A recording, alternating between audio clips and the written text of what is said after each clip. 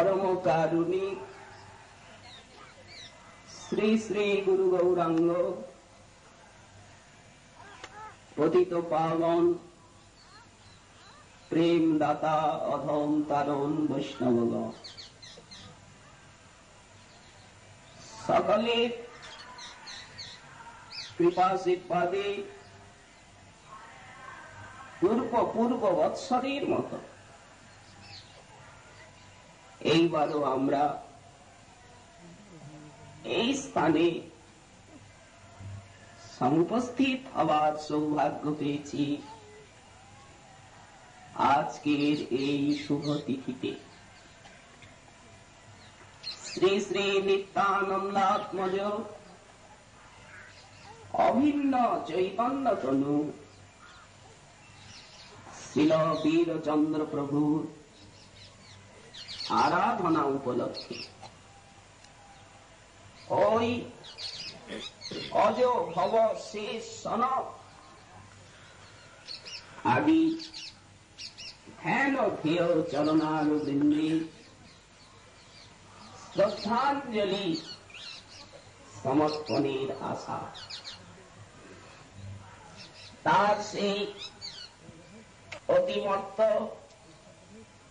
দিব্য চরিত চয়নের আলোচনা করে রসনা এবং কর্ণকে ধন্য করতে ধন্য এই তিথি, ধন্য এই তিথিতে সমাগত সেই পরম দেবতা। বৎসর মধ্যে এই তিথি একবার সমাগত হয়ে আমাদিগকে সুযোগ দেয় প্রভু বীরচন্দ্রের মহামহিমার শ্রবণ কীর্তনে। এই প্রভু, প্রশ্ন আসা স্বাভাবিক।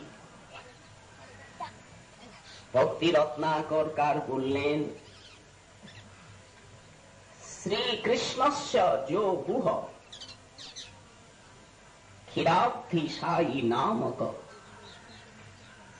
স এব বীরচন্দ্রাভূ চৈতন্যাভিন্ন বিগ্রহ। যে চতুর্ভুজ, সেই চতুর্ভুজের ভিতরে যে ক্ষীরাব্ধিসায়ী নামক গুহ, ক্ষীরোদকসায়ী মহাবিষ্ণু, তিনি আজ আবির্ভূত হয়েছে বীরচন্দ্র রূপে। এটি ভক্তি রত্নাকরের শ্লোক। তাহলে আমরা বুঝলাম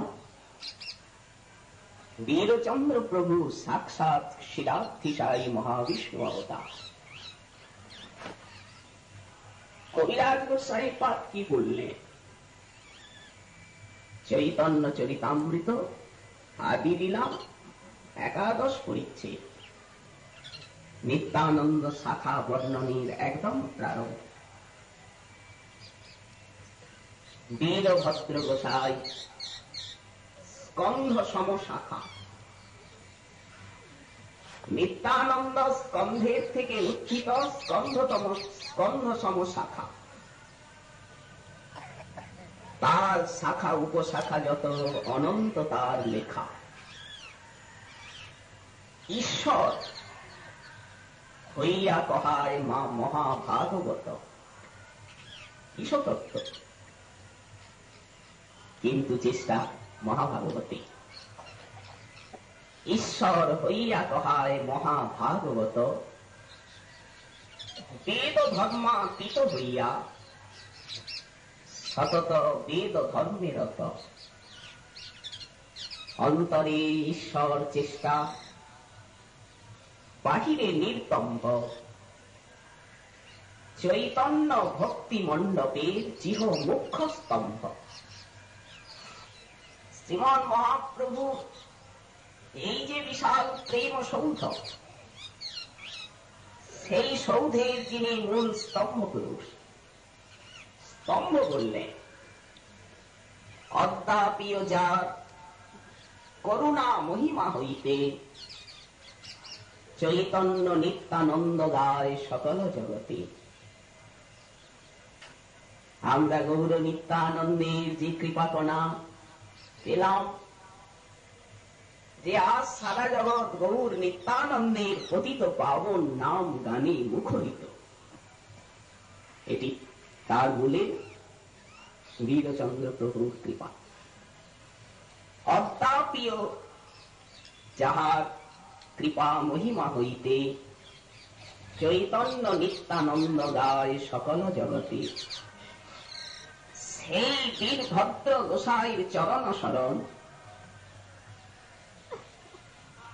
করিলে সবার হয় অভীষ্ট পূরণ।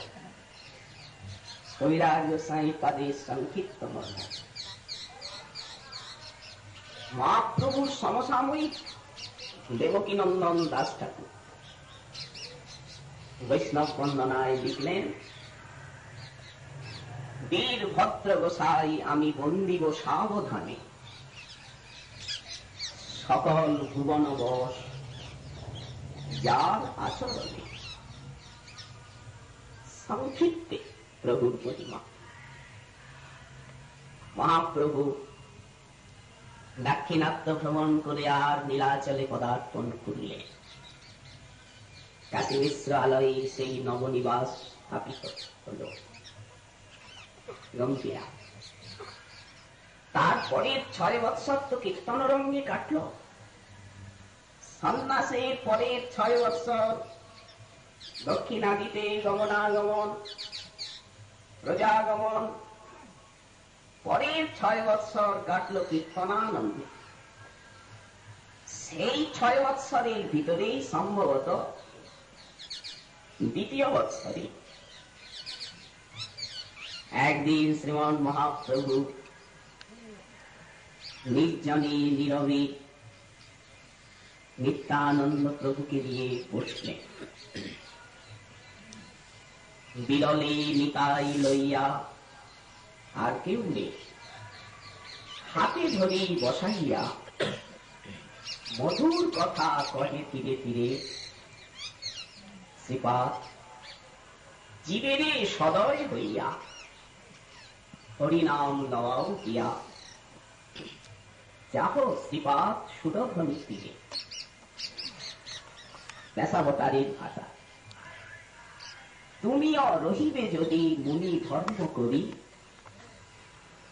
আপন উদ্দাম ভাব সব পরিহরি, এইখানে যদি লুকিয়ে থাকবে, তবে মূর্খ নিজ যত পতিত সংসার, বল দেখি আর কেবা করিবে উদ্ধার। কৃষ্ণ প্রেম দাতা তুমি, যদি তুমি সম্বরিলে লুকিয়ে থাকলে, বলো তবে অবতার কি নিমিত্ত করিলে, এলে কেন? এতেকে আমার বাক্য সত্য যদি চাও, শ্রীপাদ অবিলম্বে গৌর দেশ প্রতি যাও, এই আজ্ঞা হল। প্রভু কহে নিত্যানন্দ, সব জীব হইল অন্ধ, কেহ তো না পাইল হরিনাম। আমি তো সবার দ্বারে যেতে পারলাম না, সে সময় হল না। আমার এই বিশ্বম্ভর নামকে কে সার্থক করবে? আমি বিশ্বম্ভর নাম ধরি, নাম সার্থক হয় যদি প্রেমে বিশ্ব ভরি। সেই বাসনা আমার কি পূরণ করবে? সুপ্রিয় ধাতুর অর্থ ধারণ পোষণ, আমি প্রেম দিয়া ধরিব পুষিব ত্রিভুব। তার জন্য তুমি সহায়। অতএব কেহ যেন বঞ্চিত না হয়। সমন বলিয়া ভয় জীবে যেন নাহি রয়, সবাই সুখে যেন হরিনাম লয়। এটি আমি দেখতে চাই। কুমতি কার্তিক জন পড়ুয়া বাসন্তীগণ এখনো বঙ্গদেশে এরা পড়ে আছে। জন্মে জন্মে কতটি বিমুখ কৃষ্ণ প্রেম দান করি বালক বৃদ্ধ পুরুষ নারী, কৃপা খণ্ডাইয় সবাকার দুঃখ, নাম সংকীর্তন রসে তুমি ভাষাইয় গৌর দেশে, পূর্ণ করো সবাকার আশ, হেন কৃপা অবতারে উদ্ধার নহিল যারে, কি করিবে বলরাম দাস। অতএব শ্রীপাদ শীঘ্র যা। কিন্তু কিন্তু করছিলেন, আচ্ছা তাই হবে, তুমি যন্ত্রী আমি যন্ত্র, যেভাবে বাজাবে তোমার যাতে সুখ, আমি নাই দূরে বসে কাঁদব। এই সেবক একলা মহাপ্রভু আর প্রভু দুইজন, দুয়ে মিলি সেবে মহাপ্রভুর চরণ। দাস্য ভাবেরই প্রাধান্য, কারণ দাস ভাব সম নহে অন্যত্র আনন্দ। যা তোমার আজ্ঞা, তুমি যন্ত্রী আমি যন্ত্র, মেনে নিলেন। আসছে অবিরাম অশ্রুধারা বিসর্জন করতে করতে গৌরাঙ্গের সেই কটিন্দু সুশীতল শ্রীঅঙ্গের সমালিঙ্গন পেয়ে আজ্ঞা ধনে ধনী ধরণী ধরেন্দ্র নিত্যানন্দ বঙ্গদেশে দিকে পা দিলে। গৌরাঙ্গের আদেশ পাইয়া নিতাই চলিল ধাইয়া গৌরমণ্ডলে। কেমন যাচ্ছে? গজেন্দ্র গমনে যায়, সকল নদীতে চায়, পদভরে মহি টলমলবে। কে কোথায় পতিত আছে? এসো, গৌরাঙ্গের আজ্ঞা হয়েছে, তাই যে আমার করছে। এমন উত্তম প্রেম প্রকাশ করলে যে গ্রাম দিয়ে যাচ্ছেন সেই গ্রামবাসীর ভক্তি হচ্ছে, সেই শক্তি। যথেষ্টঙ্গে ধাত কুরুহরি স্থান মনীষম অপূর্ব সংসারাম বুধিতরণ তায় মহিলয়ে।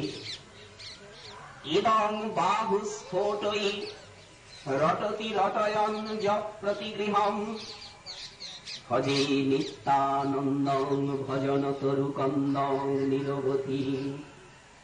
সম্বোধন করছেন চৈতন্যের দাস্যরসে পাগল পাড়া প্রভু নিতাই। কলিহত জীবকে কি বলে ডাকছেন? হে ভাই। ওই দাস্যাবেশে এই সম্বোধন। যথেষ্ট মুক্ত সংসার করলে ইদানিং হরি হরি ধ্বনি কুরু, এখন একবার হরি হরি করো। গোসাই আমার সংসারটাকে চালাবে হরি হরি বললে এই কথা।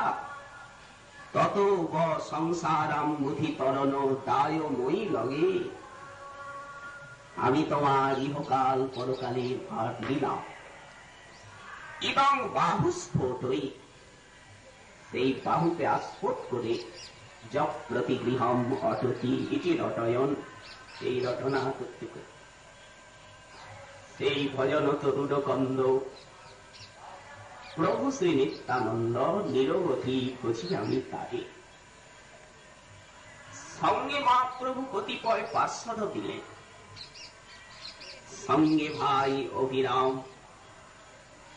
এই ব্রজের শ্রীরাম সখা সুবল গৌরীদাস, গৌরীদাস গুণধাম কীর্তন বিহার কুতূহলে। রামাই সুন্দরানন্দ বাসু আদি ভক্তবৃন্দ সতত কীর্তন রসে ফোলা।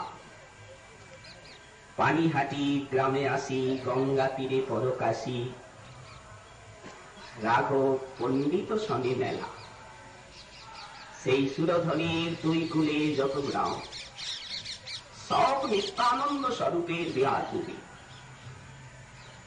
কি উত্তম সেই প্রেম প্রকাশ, অনর্গল কৃপা। প্রভুর আজ্ঞাকে আমায় পালন যে করতেই হবে। নয়ন ভরিয়া দেখো নিতাই সুন্দর, গৌরাঙ্গ প্রণয় রসময় পুরন্দর। গৌর প্রেমে বিগঠিত নিতাই কলেব। গৌরাঙ্গ প্রেম রস কমলের মত্ত মধুক, গোড়া রসে গঠিত নিতাই কলেব। গৌরাঙ্গ প্রেম চাঁদের চকর নিত্যানন্দ, নিজেই চাঁদ নিজেই চকর, নিজেই কমল নিজেই প্রমল। এই কারণ চিত্র ছন্দ তমনদ, যুগপৎ চন্দ্র সূর্যের সমুদ। গৌরাঙ্গ প্রেম রস চাঁদের চকর নিত্যানন্দ, জীব রীতি তম বিনাশের পূর্ণতম চন্দ্র। এইভাবে বিহার করতে লাগলেন গৌরমণ্ডলী শ্রী নিত্যানন্দ স্বরূপ। কি জানি প্রভু কি ইঙ্গিত করেছিলেন। সহসা একদিন উদ্ধারণ দত্তকে সঙ্গে নিয়ে সেই অম্বিকা কালনা সূর্যদাস পণ্ডিতের আলোয়, উদ্ধারণ যাও তো সূর্যদাসকে বলবে আমি এসেছি, আমি এখানে। উদ্ধারণ ছুটে গেলে সূর্যদাস এই শুভ সমাচার পেয়ে আর ঊর্ধ্বশ্বাসে ছুটে আসছেন। প্রভু প্রভু ভিতরে চলুন। না পণ্ডিত, একটা আবেদন নিয়ে এসেছি তোমার কাছে। প্রভু কহে, পণ্ডিত বিবাহ করিতে চাহি আমি, তোমার কাছে উপযুক্ত কন্যা আছে, বিবাহ করিতে চাহি, কন্যা দেহ তুমি। পণ্ডিত একগাল ভেসে বললেন বিস্মিত হয়ে, অবধূতির বিবাহ? পণ্ডিত কহে, প্রভু ইহা কইছে হয়, বর্ণাশ্রমাচারী আমি, আমার আছে জাতি ভয়। অবধূতকে কি করে কন্যা দেব, লোকে কি বলবে সমাজ? যদ্যপি আপনি হও পূর্ণ নারায়ণ, তথাপিও বর্ণ ত্যাগী আমি যে ব্রাহ্মণ, তোমার তো জাতের বিচার করি। আমি যে ব্রাহ্মণ, কিভাবে কন্যা দেব, এক ঘরে করে রাখবে? প্রভু হেসে বললেন, ওরে মূর্খ গোয়ালিয়া, আমায় এখনো চিনলি না? চলো চলো উদ্ধারণ, চলো। ওখানে থেকে বিদায় নিলে সূর্যদাস বিষণ্ণ বয়ানে গৃহে এসে আর পত্নীকে বলছেন, ওগো আজ ভোর রাত্রে আমি একটা স্বপ্ন দেখলাম, দিব্য স্বপ্ন, বলিনি কাউকে। দেখছি কি এক তালধ্বজ রথে শুভ্রবর্ণ মহাপুরুষ, মহামল্লবীর, হস্তে হলমুষাও নিয়ে আর এসে উপস্থিত হয়েছেন পরিধানে নীল ধুতি। জিজ্ঞাসা করছেন, এইটি কি সূর্যদাসের ঘর? আমি বিবাহ করতে চাই। আমি সেই রূপমাধুরী দেখছি, কি অদ্ভুত সেই রূপলাবণ্য। সহসা ঘুমটা ভেঙে গেল, দেখি সকাল হয়ে গেছে। বসুধা দেবী তিনি আড়ালে থেকে পিতামাতার এই কথাটা শুনছিলেন। নিত্য সিদ্ধ প্রেমের জাগরণ ঘটল চিত্তে। বলদেব প্রেয়সী বসুধা সেই যে রূপবর্ণন স্বপ্নের কথাটা শুনে সহসা বসুধা দেবীর নিত্য সিদ্ধ প্রেম প্রকাশিত হল। বসুধা শুনিলা স্বপ্ন গৃহ মাঝে থাকি, স্বাভাবিক উথলিল প্রেম ঝরে আখি। সেই বসনে বদন ঢাকি দিল, নয়ন নিরেতে বসন ভিগি গেল। বাতাহত কদলী পত্রের মতো কাঁদছেন, শেষে মূর্ছিত হয়ে পড়ে গেল। নিজের একটা শব্দ হলো ঘরের ভিতর। সূর্যদাস গৃহিণী ছুটে গেলেন, দেখলেন বসুধা ভূমিতে লুণ্ঠিতা, ঘর্মাক্ত শীতলঙ্গ উত্তান নয়ন মুখে ঘর্ম। কি হলো? একটু আগেই তো কন্যা ভালো ছিল, কি হলো? ক্রন্দনের রোল উঠল গৃহে। সবাই এলেন, পাড়াপড়শি বৈদ্য এসে নারী ধরে বললেন, এই অকস্মাৎ অকস্মাৎ মূর্ছা শান্তিপা। কিছুতে কিছু হলো না। এখন তোমার কুলের জ্যেষ্ঠ কন্যা ওই গঙ্গাই সরব, আর কোন উপায় নেই। সবাই যখন উপস্থিত, সবাই হাহাকার করে কাঁদছে, তখন সূর্যদাস বললেন, আজকেরই ঘটনা। অবধূত এসেছিলেন, আমার কন্যাকে বিবাহ করতে চেয়েছিলেন, আমি না করে দিয়েছি। এই কি অবধূতেরই কিছু কাজ? শুনে সবাই বললেন, তাই হবে। কথাটা এতক্ষণ বলো দিকা। অবধূত কোথায় আছেন? বললেন, তা জানি না। গৌরী দাস, যাও সেই অবধূতকে নিয়ে এসো। তিনি যদি কন্যা বাঁচাতে পারেন, তাহলে পাত্রসাৎ করতে আপনাদের আপত্তি আছে কি? সকলে বললেন, তিনি যদি পিতা কন্যাকে বাঁচাতে পারেন, তিনি বিবাহ করতে, এতে আপত্তি কি? তাই হল। গৌরীদাস ঊর্ধ্বশ্বাসে ছুটলেন, দেখছেন প্রভু বসি গঙ্গা তটে বটবৃক্ষ মূলে কৃষ্ণ কৃষ্ণ কৃষ্ণ বলে নেত্রের ধারা বহি চলে। গৌরীদাস গিয়ে চরণে পড়লেন, প্রভু অক্রধ পরমানন্দ নিত্যানন্দ রায়, ওরে মূর্খ গোয়ালিয়া আজও আমায় চিনতে চল। এলেন প্রভু। বাড়িতে লোকে লোকারণ্য। নিত্যানন্দ এসে দাঁড়িয়েছেন। বসুধা দেবীকে শুইয়ে রাখা হয়েছে, উপরে একটা কাপড় ঢাকনা, বিজুলি চমকে, মনে হচ্ছে যেন একটা চম্পক দাঁত বিবচ্যুত হয়ে আর এখানে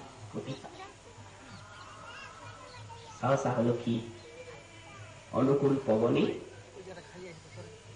সেই নিত্যানন্দের অঙ্গস্পৃষ্ট সোহাগ ভরা গন্ধবহ নিতাই অঙ্গগন্ধ নিয়ে বসুধা দেবীর নাসাতে দিল। মৃত সঞ্জীবনী স্পর্শে যেন চেতন পাইলা, প্রাণীর সঞ্চার পুলকিতা। কি অপূর্ব সৌরভ! নয়ন মিললেন, সেই বিশাল নেত্র, মৃগী নয়না, সামনে দেখছেন নিত্যানন্দ সুন্দর দাঁড়িয়ে। অঙ্গের বসনে বদন ঠাকি নিল, একই একই বলি বসুধা গৃহে প্রবেশিল। সবাই জয়ধ্বনি দিলেন, ধন্য ধন্য অবধূত শিরোমণি, ধন্য ধন্য। এই তারই চাতুরি সব বুঝলাম। তখন লীলাশক্তির ইচ্ছায় নিত্যানন্দ প্রভু সরভুজ মূর্তি ধারণ করলেন সবার সামনে। ঊর্ধ্ব দুই হস্তে ধনুষ্বাণ, মধ্য দুই হস্তে হলমূষণ, আর নিম্ন দুই হস্তে দণ্ডকমণ্ড। মস্তকে কিরীট, সর্বাঙ্গে মণিভূষা করে ছলন। সবাই চরণে পড়লেন, বুঝলেন এই অবধূত চন্দ্র কে। ফলত আসলে তো ইনি সন্ন্যাসী নন, নিত্যানন্দ প্রভু তো সন্ন্যাসী নন। সেই যে কৌমার লীলায় এক চক্রার থেকে কোন অজানা সন্ন্যাসী এসে নিয়ে গেল হারাই পদ্মাবতীর ঘরকে আধার করে। তারপর তারপরে তো তীর্থ ভ্রমণ। চৈতন্য ভাগবতে আমরা যে বর্ণনা দশাবতার যা বলেছেন, মনুষ্যে রচিতে নারী রয়েছে গ্রন্থ তন্ন, বৃন্দাবন দাস মুখে বক্তা শ্রী চৈতন্য। তাতে তো নিত্যানন্দ প্রভু কোন সন্ন্যাস নিয়েছেন তার তো প্রমাণ নেই। যখন চন্দ্রশেখর ভবনে এলেন প্রথম, শ্রীবাস আলয়ে থাকলেন, সেই ব্যাস পূজা নিজেই নিজের দণ্ডকে খণ্ড করলেন শ্রীবাস আলয়ে। সন্ন্যাসীর কথা তো আমরা পাই। তো অবধূত বলা হয়েছে। কাকে বলা হয় অবধূত? সুকমুনি যখন আসছেন পরীক্ষিতের সভায়, সেখানে সুতমুনি বললেন বৃতশ্চ বালৈর অবধূত বেশ। যখন বিদুর মহাশয় তীর্থ ভ্রমণ করছেন প্রচ্ছন্ন ভাবে, সেখানে তখন তাকে অবধূত বলা হয়েছে। অবধূত শব্দের শাস্ত্রীয় অর্থই হচ্ছে যার বর্ণ আশ্রম কিছু চেনা যায় না, প্রচ্ছন্ন লিঙ্গ, তাকে বলা হয় অবধূত। শৈলাচার মা অধিকারী, কোন বর্ণের কোন আশ্রমের কিছু চেনবার উপায় নেই। যেমন সুকমুনি, পাগল ভেবে বালকগণ ধুলোবালি ছেটাচ্ছে, রূপ দেখে আকৃষ্ট হয়ে গ্রামীণ মহিলারা পিছনে পড়েছে। সেই অবস্থায় উনি আসছেন পরীক্ষিতের সভায়, দীপ্ত শিরোমণি বৃতশ্চ বালৈর অবধূত বেশ। সেই দিগম্বর তরুণ 10 বর্ষ বয়স, ঠিক নিত্যানন্দ সুন্দর অবধূত সন্ন্যাসী। যজ্ঞপবিত্রাও আজ হারিয়ে ফেলেছেন। ব্রাহ্মণগণ তখন পুনরায় বর্ণে নিয়ে এলেন বর্ণাতীতকে জগদাতীতকে। অধিবাস আদি ক্রিয়া হল। হরিকৃষ্ণ দাস নিত্যানন্দ পার্ষদ শালিগ্রাম নিবাসী, তিনি বললেন রাজপুত্রের মতো বিবাহ দেব। ঠিক বুদ্ধিমন্ত খান যেভাবে নদিয়ার নিমাইয়ের বিবাহ সম্পাদিত করেছিলেন, বিশাল ঐশ্বর্য। সব ব্রাহ্মণগণ এসেছেন। মনে হয় সেই জনমহতপলোকবাসী জীবন মুক্ত নিবৃত্ত দর্শা মুনিগণই এই লীলায় ভাগ নিতে বিপ্ররূপ ধরে এসেছেন। ধন্য সেই অম্বিকার নাগরিকগণ। যথা সময়ে বিবাহের দিনে নিত্যানন্দ প্রভুকে নির্জনে নিয়ে গৌরীদাস সাজাচ্ছে। সহজেই নিত্যানন্দ কন্দর্প মোহন, ললাটি তিলক দিল তাহাতে চন্দন। সহজে অখিরতি ঘূর্ণিত নয়ন, প্রেমে মত্ত সেই নয়ন, তাহাতে দীঘল করি দিলেন অঞ্জন। কি অপূর্ব শোভা, যেন অনন্ত বেষ্টিত সেই যজ্ঞপুরী। পরিধানে নীল ধটি, মস্তকে মুকুট, সর্বাঙ্গে সুবর্ণ পোশাক করে ঝলমল। সবাই আশ্চর্য বরের রূপ দেখে। বসুধা দেবীকে কোন সখী নির্জনে সাজালেন, অপূর্ব সোনার প্রতিমা। যখন সেই বিবাহ মণ্ডপে উপস্থিত হলেন বসুধা, প্রিয় নিত্যানন্দ, দেখো দেখো হরিণী, আমার কি মনে হচ্ছে যেন বলবো, যেন কামদেব রতির মিল। কেহ বলে সীতারাম, যেন সত্য তত সত্য।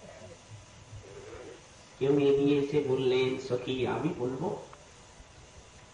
সত্য এই লক্ষ্মী নারায়ণ, জয়ীছে বর তৈছে কন্যা, কন্দর্প মোহন। সেই আনন্দ উৎসব, কত দান ধ্যান ভোজনের মধ্যে দিয়ে বিবাহ সম্পন্ন হল। রাত্রিকাল নিত্যানন্দ ভোজন করছে। জাহ্নবা দেবী পরিবেশন করতে এসেছেন শত হরিণী। রেবতী এবং অনন্য মঞ্জরীর সম্মিলিত অবতার শ্রীমতী জাহ্নবী। সহসা অবগুণ্ঠনটি বিচ্যুত হল। পরিবেশন করছেন তো অবগুণ্ঠনটা খুলে গেল। পিতাই চাঁদ লক্ষ্য করেই বুঝতে পারলেন, আমার পূর্ণ শক্তি নিত্যপ্রিয়া। ওই মুখখানা দিয়ে তাকেই আকর্ষণানুভূতি। পুরপুরা। ভোজন সমাপ্ত হল। সেই বাসক সজ্জায়, দিব্য বড় সজ্জায় পুষ্প সেজে বসু লক্ষ্মীকে নিয়ে শ্রীপাদ নিত্যানন্দ বসেছেন। চারিদিকে বিদগ্ধা নারী, হাস পরিহাসে সংগ্রতা তারা। এই সময় জাহ্নবা দেবী তাম্বুল সম্পুট হাতে নিয়ে রত্ন ভাজনে এসে উপস্থিত। হেনকালে জাহ্নবা আসিয়া মিলিলা, প্রভু দেখি অতিশয় লজ্জাযুক্ত হইলা। লজ্জা লাগছে নবীনা। মৃদুমন্দ হাসি কর্পূর তাম্বুল লইয়া নিত্যানন্দ বদনে দেন হরষিত হইয়া। তাম্বুল ভাজনের থেকে একটা এই পিটিকা নিয়ে নিতাই চাঁদের অধরে দিতে গেছে। হেনকালে নিত্যানন্দ তারে করে আকর্ষিয়া বসাইলা আদর করি দক্ষিণে আনিয়া। খপ করে ধরলেন, আকর্ষণ করে আর দক্ষিণে বসা।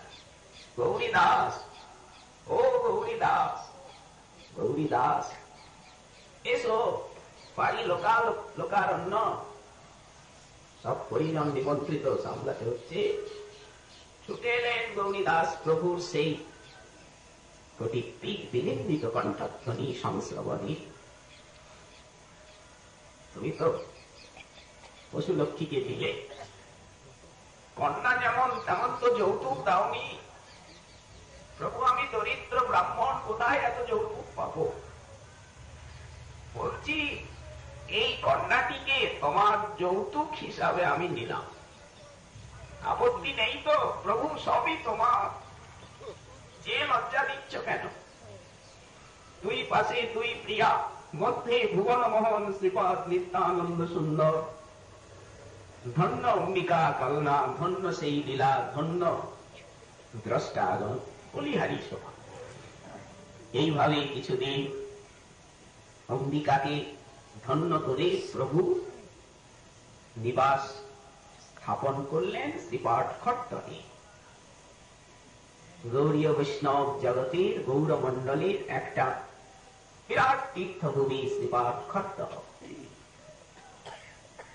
যেখানে বসুধা জাহ্নবা প্রিয় নিত্যানন্দের তীর্থ বিহার।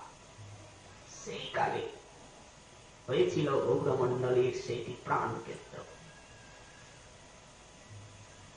ধীরে ধীরে শুভক্ষণে গঙ্গা দেবী বসুধার কোল আলো করে আবির্ভূত হলেন। তারপরে এই আজকের শুভ তিথি অগ্রহায়ণী শুক্লা চতুর্থী, চৈতন্যাভিন্ন বিগ্রহ ক্ষীরোদকসায়ী মহাবিষ্ণুর অবতার শ্রী বীরভদ্র বসুধা দেবীর কোল আলো করে আবির্ভূত হলে এই আজকের এই শুভ দিন। সেদিন কত আনন্দ, কত হর্ষোল্লাস, দেবতাগণের পুষ্পবৃষ্টি, অলক্ষে কত স্তুতি রূপী যে ঊর্ধ্ব জগতে হয়েছিল তা কে জানে। সেই আনন্দ সমাচারী বার্তা শশিকলার মতো বৃদ্ধি প্রাপ্ত হতে লাগলে তীরচক্র, অপূর্ব শোভারাশি, ঠিক যেন একটা সোনার পুতুল। অভিরাম খানাকুল নিবাসী উনি শুনতে পেলেন একদিন নিত্যানন্দ প্রভু বহিরাঙ্গনে বসে আছেন। হাসতে হাসতে অভিরাম এলেন দাদা গলায়। উনি সেই প্রকার আবেশে থাকেন, শ্রীরাম সখার কথা। কেউ কেউ বলেন ওই শ্রীরাম রূপেই উনি নামান্তর নিয়ে গেছেন, নূতন জন্ম নয়, ওই রূপেই চলে গেছেন, নামটা বদলেছে অভিরাম, পূর্বলীলায় শ্রীরাম। সেই রকম নিত্যানন্দগণ যত সপ্রজ সখা সেই শৃঙ্গা বেত্র বেনু বিষাণ দিয়ে ঘুরে বেড়ান, সেই রকম লটপটি পাপ দাদা বলায় খুব খলখল খলখল করে আসছে। শুনলাম তোমার নাকি সন্তান হয়েছে, আমি তাকে প্রণাম করব। এই মহাপুরুষ রতনের এত প্রতাপ, এর প্রণাম মাত্র 3 জন সহ্য করতে পেরেছেন। শ্রীখণ্ডে মুকুন্দ দাসের পুত্র রঘুনন্দন, আর যেই ছেলেটি মহাপ্রভুকে বলেছিল, কেন প্রভু এই রকম জিহ্বাকে চেপে রেখেছেন, এই সময় যদি কারো প্রাণবিয়োগ হয় কি হবে? প্রভু আদর করে বুকে জড়িয়ে ধরলেন, উপদেশ দিলি, আজ থেকে তোর নাম হলো গোপাল, পূর্ব নাম মকরধ্বজ। সেই এই এক আর এই বীরচন্দ্র। আমি জানি না ভাই, ওসব যাও ভিতরে যাও। আনন্দ এই উত্তর থেকে সেই সময় বীরচন্দ্র সেই পালঙ্কে চাইতে ছিলেন। শিশু আকর্ণ বিশ্রান্ত ঢল ঢল নেত্র, কুঞ্চিত কেশকলা, কাকপক্ষ কেশ, চুটাকারী বাধা, বুকে একটা লাল বস্ত্রখণ্ড, যেন সাহিত্য ছিলেন।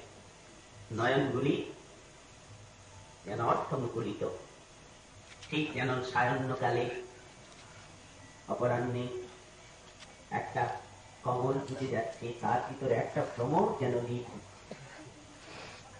সহসা যেন প্রভু জাগলেন। বসুধা দেবী এসে কোলে নিলেন। প্রভু হাসছেন, সজল নয়ন।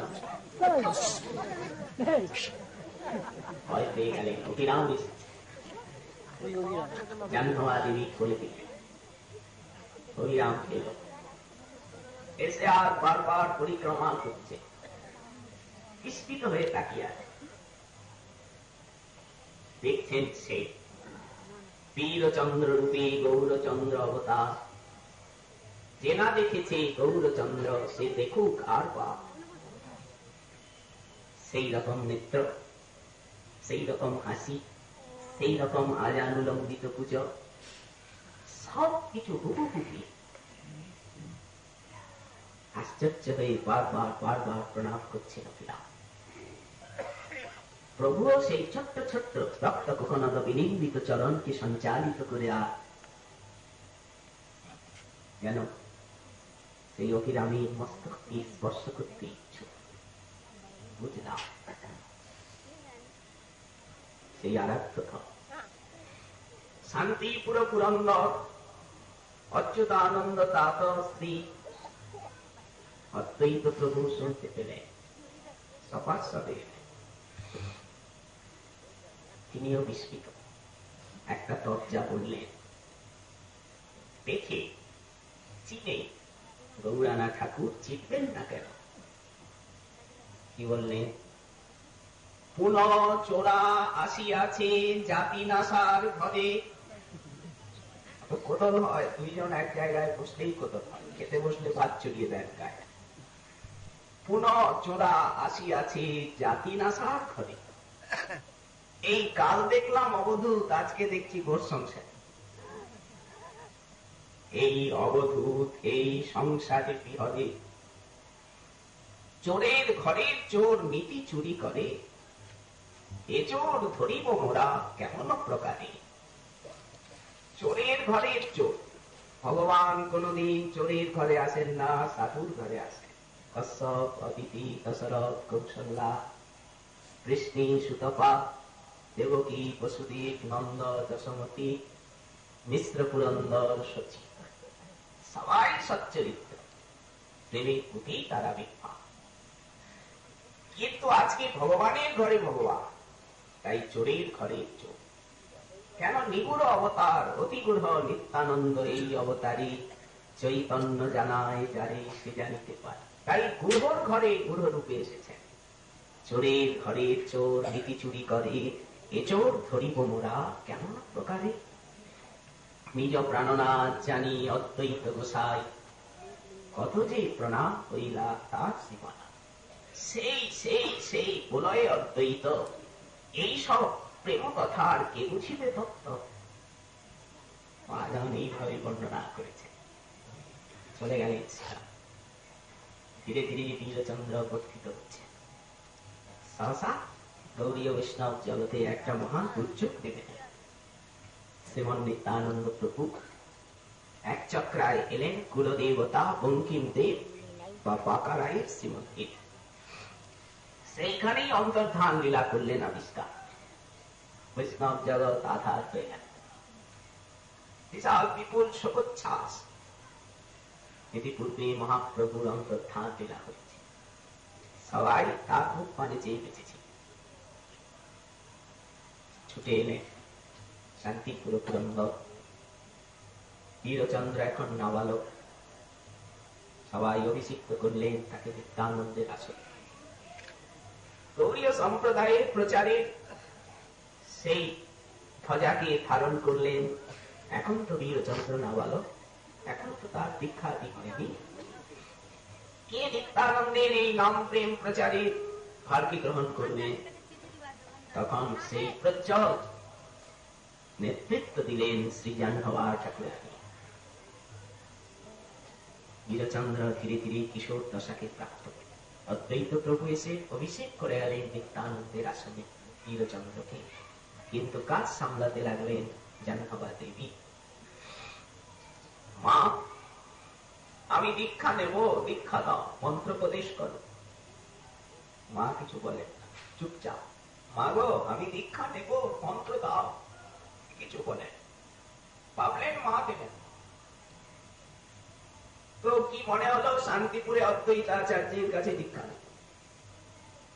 এই খট্টহ ঘাটে গঙ্গায় নৌকা যোগে প্রভু যাচ্ছেন কীর্তন রঙ্গে শান্তিপুরে। জাহ্নবা দেবী হঠাৎ সমাচার পেলেন যে বীরচন্দ্র শান্তিপুরে যাচ্ছে দীক্ষা নেবে। মা নাম স্মরণে ব্যস্ত ছিলেন। সহসা সামনে দেখছেন মিনকেতন রামদাস, অতি প্রভাবী নিত্যানন্দ পার্ষদ। রামদাস, যাও তো বীরকে ফিরিয়ে নিয়ে এসো। ছুটে গেলেন গঙ্গা ঘাটে, দেখছেন নৌকা মাঝ গঙ্গা, কীর্তন রঙ্গ। ফিরে এসো, মা ডাকছেন, বীরচন্দ্র ফিরে এসো। কার কথা শুনি? সংকীর্তনে মাত্র। তখন হাতে ছিল একটা পাশি, সেই পাশিটা ছুড়ে মারল। নৌকা দ্বিধা বিভক্ত হলো, চরণে ছিল খড়ম। শ্রী বীরচন্দ্র প্রভু সেইভাবেই উঠে গেল। কি?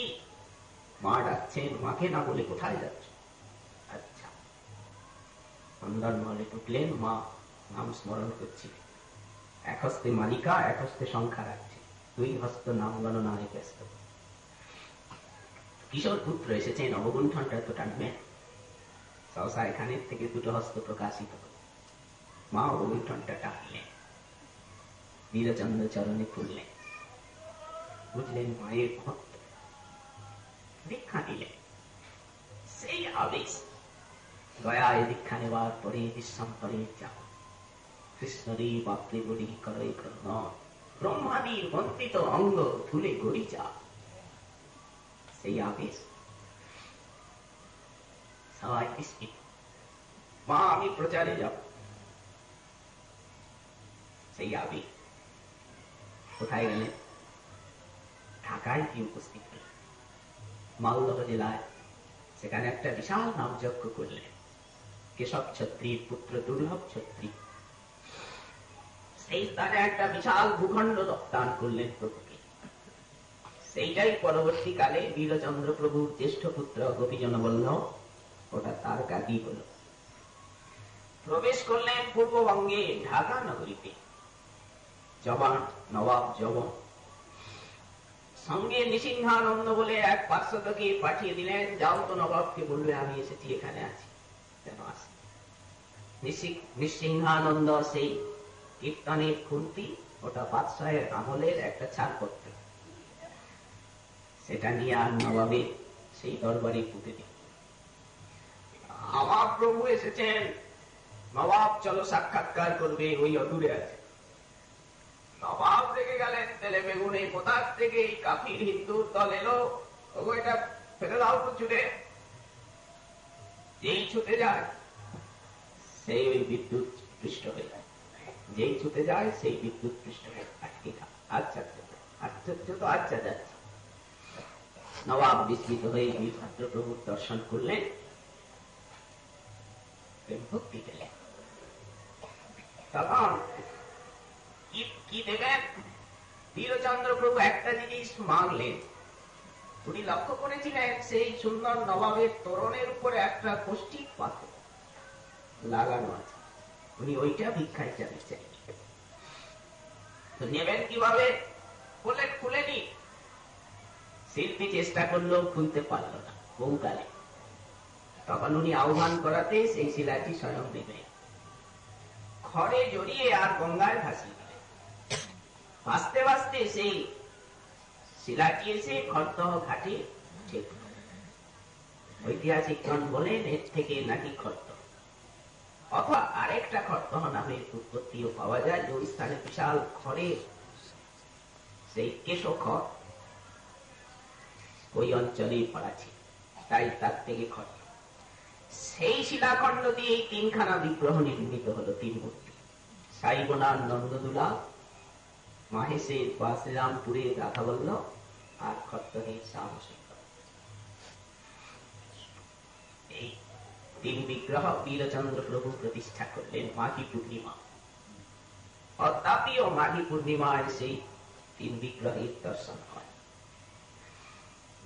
এইভাবে অতিমত্ত লীলা প্রকাশ করে প্রভু পূর্ববঙ্গকে উদ্ধার করে খড়দহে, মা আমি নীলাচলে যাব। এদিকে হয়েছিল কি, মাহেশের সুধাময় বিপ্র নামে এক ব্রাহ্মণ, তিনি সপত্নী পুত্রাদি পুত্র সন্তান কিছু নেই, সংসারের প্রতি বৈরাগ্য এলো, নীলাচলে বসে ফজর করছে সমুদ্র তীরে।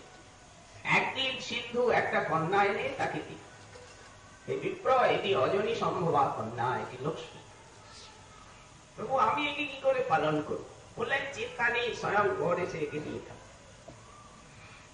বীরচন্দ্র প্রভু নীলাচলে এসে যে সমস্ত পার্শ্বদ ছিলেন তাদের দর্শন করলেন। সেই গম্ভীরা মন্দির, সেই জগন্নাথ, সেই মহাসিন্ধু, সেই চিত্তবকু, চৈতন্য প্রেম সিন্ধুতে অবগাহন করতে করতে হাহুতাশ করতে লাগে।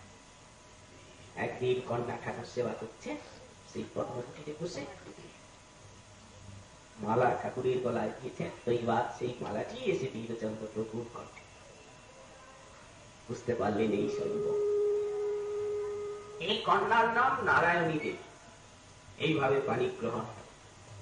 পরে আরেকটিও কন্যার পানি গ্রহণ করেছিলেন, সেটি জাহ্নবা দেবী দেন শ্রীমতী। নারায়ণী এবং শ্রীমতী এই পত্নী। শ্রীমতী ছামটপুরবাসী। প্রভু বীরচন্দ্র মা জাহ্নবা দেবী প্রচার করছিলেন সেই খেতুরির উৎসব। তারপরেই তো উনি বৃন্দাবনে এলেন। এই প্রথমবার বৃন্দাবনে আসেন। দ্বিতীয়বার যখন ঠাকুর রামাইয়াদির সঙ্গে বৃন্দাবনে এলেন, মা আর ফিরে গেলেন না। গোপীনাথের মন্দিরে তাম্বুল সমর্পণ করতে গিয়ে গোপীনাথ তাকে আকর্ষণ করলেন। দক্ষিণে প্রতিমা রূপে থেকে গেলেন দেবী। ঠাকুর রামাইয়ের প্রতি আদেশ হলো যমুনায় স্নান করতে যাবে, কৃষ্ণ বলরাম বিগ্রহ পাবে, তাই নিয়ে বঙ্গদেশে যে উনি চলে গিয়ে সেই পাগনাপাড়ায় শ্রীপাঠ স্থাপন করলেন রামচন্দ্র। বীরচন্দ্র প্রভু মাকে হারিয়েও অত্যন্ত দুঃখী কাতর বৃন্দাবনে আসছে। সেই জীবুত্থাল লীলা প্রকাশ করতে করতে, নবপ্রেম প্রদান করতে করতে বৃন্দাবনে গোবিন্দ গোপীনাথ মদন মোহন দর্শন, স্বামী পাদগণ যারা প্রকট ছিলেন, শ্রীজী লোকনাথ আদি, তারা অগ্রসর হয়ে সাদরে তার অভিবন্দনা করলেন। প্রভু বৃন্দাবন ভ্রমণ বহুলাগন হয়ে একদিন রাধা কুণ্ডে আসছে, সঙ্গীয় বৈষ্ণবগণকে নিয়ে নৃত্য করতে করতে রাধা কুণ্ডে আসি তমালের তলে, যেখানে মহাপ্রভু বসেছিলেন সেই স্থানে বসে আর হুঙ্কার করতে লাগলেন, ক্রন্দন করতে লাগলেন, শ্রীকৃষ্ণ চৈতন্য বলি কর এ হুঙ্কার, প্রভু প্রিয় স্থানে বলে বারবার, মহাপ্রভুর অতি প্রিয় স্থানে কুণ্ডতর। সেই শ্যামকুণ্ডের কালো জল তমালের দুটি দেখিয়া মূর্ছিত হইয়া পড়িলেন তটি। ভক্তগণ সঙ্গীত ফিরিয়ে আনলেন, কতদিন তো কীর্তন উত্তর। গিরিরাজ আদি পরিক্রমা করে দ্বাদশ বন পরিক্রমণ করে ফিরে গেলেন বীরচন্দ্র। বঙ্গদেশে অবস্থান করে অনর্গল নাম প্রেম প্রচার। 3টি পুত্র হল রবি অনবল্লভ, রামকৃষ্ণ এবং কনিষ্ঠ পুত্র রামচন্দ্র। এরই বংশধরগণ খর্দয়ে নিবাস করে। এই 3 পুত্রের বংশধরগণই শ্রী নিত্যানন্দ বংশ। নানা স্থানে ছিটিয়ে গেছে বঙ্গদেশে, বিভিন্ন স্থানে ভারতে। সেই বীরচন্দ্র প্রভুর আজ আরাধনা তিথি। আমরা কি আর প্রভুর চরণে চাইব?